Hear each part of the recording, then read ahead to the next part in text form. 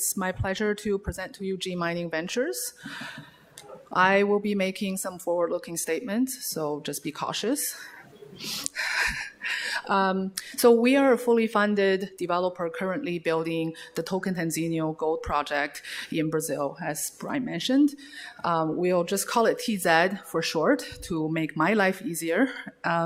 So TZ is anticipated to become the third largest primary gold mine in Brazil once in production. And that's underpinned by over 2 million ounces of proven and probable reserves at over 1.3 grams per ton, which comes right to surface, so quite respectable for an open-pitable resource. And so the company was launched 3 years ago by principals of G Mining Services, the Gignac family, who are the premier mine building group in the mining industry. And they've delivered over $2 billion in construction capital to date, on time and on or below budget for other mining clients such as IAMGOLD, Newmont, and people in this room are probably familiar with the Fruta del Norte project for Lundin Gold. And how does that relate to us? Most importantly, 4 of those mines are on the Guyana Shield, which is a very similar geological setting and environmental setting to the TZ project, which is in Pará State in Brazil. So not only does the mine build team have a track record of building mines on time and on budget, but more particularly in the exact same setting that we're currently building a mine for our shareholders.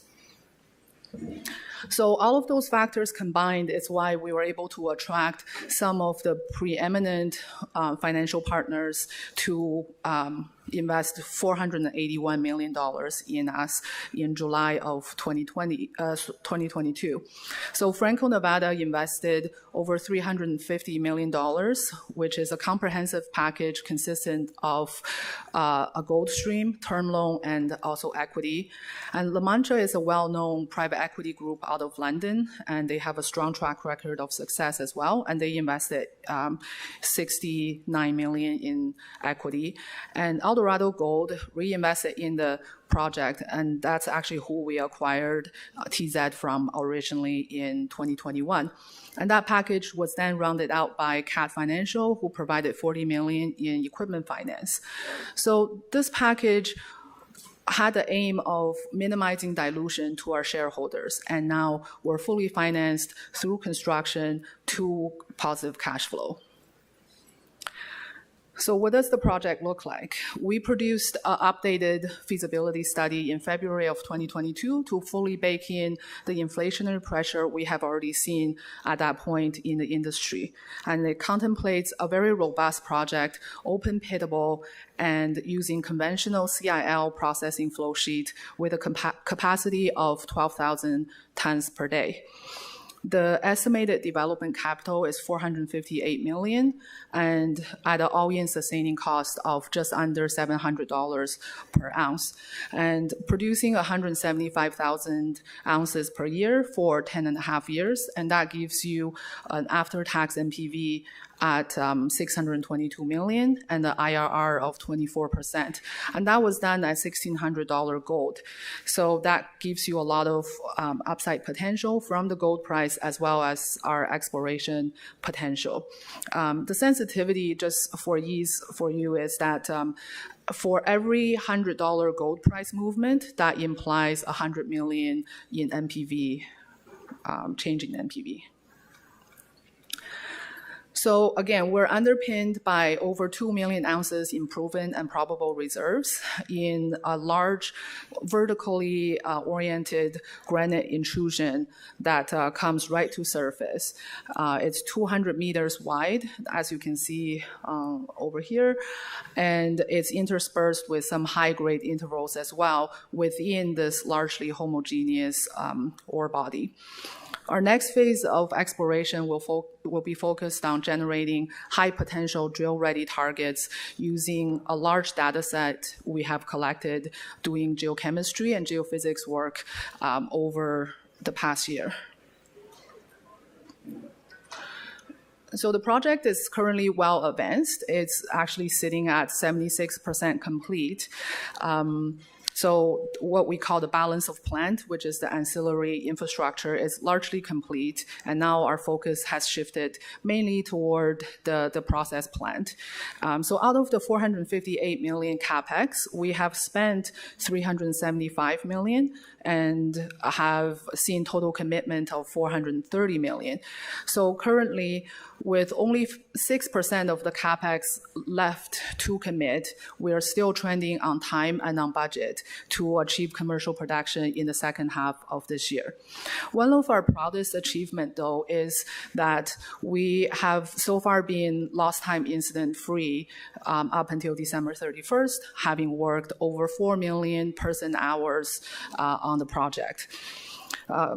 Employment peaked at just over 2,200 people in August and is actually starting to trend down as a lot of the heavy lifting it's behind us now. And we're also proud of the fact that we've been able to maintain 95% of Brazilian employment.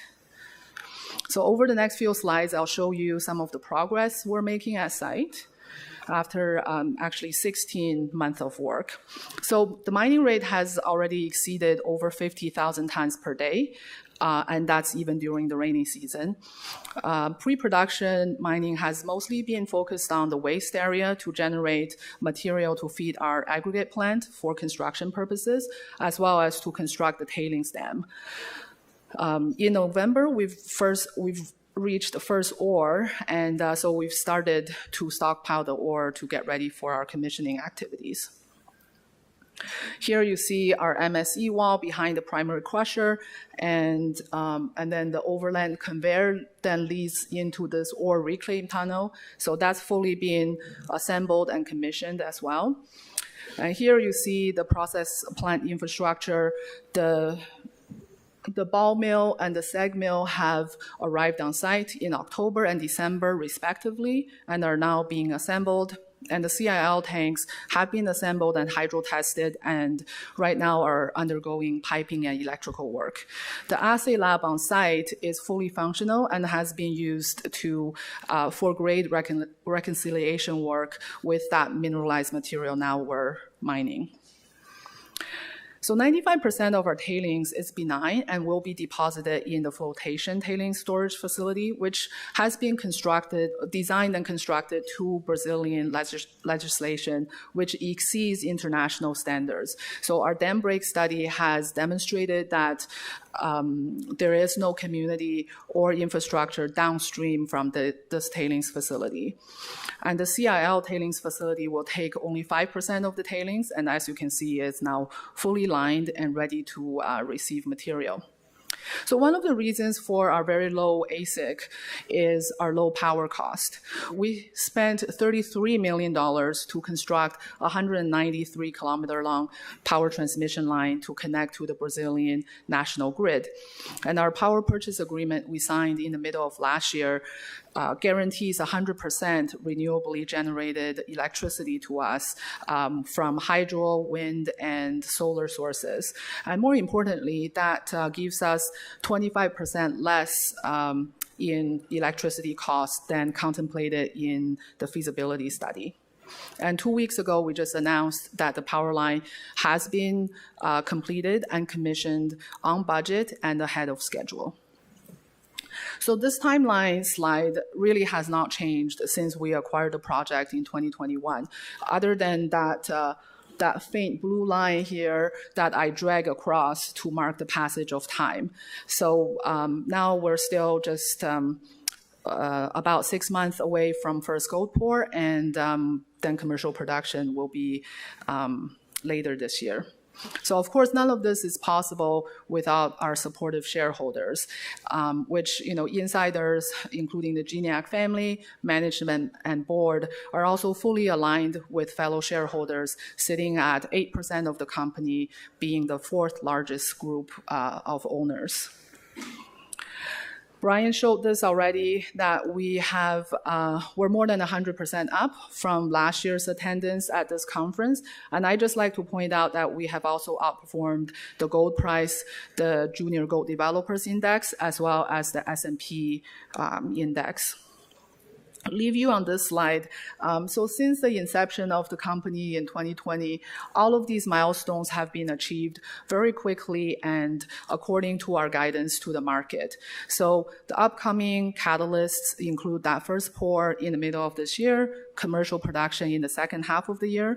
And in the meantime, our team is busy opportunistically evaluating additional acquisition targets to move us toward our objective of becoming the next intermediate gold producer. Thank you.